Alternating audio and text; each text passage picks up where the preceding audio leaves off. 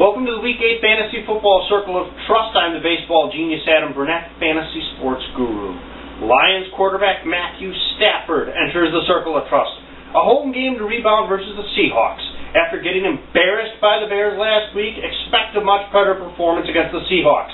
Stafford hasn't thrown more than one TD in any game this year. It's going to change soon enough. Jaguars running back Rashad Jennings enters the Circle of Trust. On the road versus the Packers. Jennings fills in for Maurice Jones-Drew in a very tough matchup. His workload, though, should make him worth a flyer this week. Lions wide receiver Calvin Johnson enters the Circle of Trust. Same thing I said about Shockwave applies to Megatron. Just one TD so far this year. Never underestimate somebody that's pissed off with something to prove. I expect the Lions to come out guns blazing this week. Jets tight end Dustin Keller enters the Circle of Trust. A tough home matchup with the Dolphins.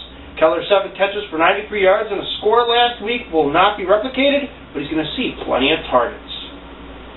Steelers kicker Sean Swisham enters the Circle of Trust. Home versus the Redskins. The Steelers should be able to score against the Redskins defense, and Swisham has hit 3 field goals in each of his last 3 contests. The Chargers defense enters the Circle of Trust. On the road with the Browns.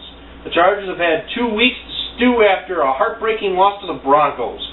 The Bolts defense has had at least 1 turnover in each game this year and scored a touchdown in 2 of their last 3. And finally, Titans cornerback Jason McCourty enters the Circle of Trust. Home with the Colts. McCourty has 5 or more total tackles in every game this year, except the opener. That's the Week 8 Fantasy Football Circle of Trust. I'm the baseball genius Adam Burnett, fantasy sports guru. If you want to see more of my work, you can go on to baseballgenius.com.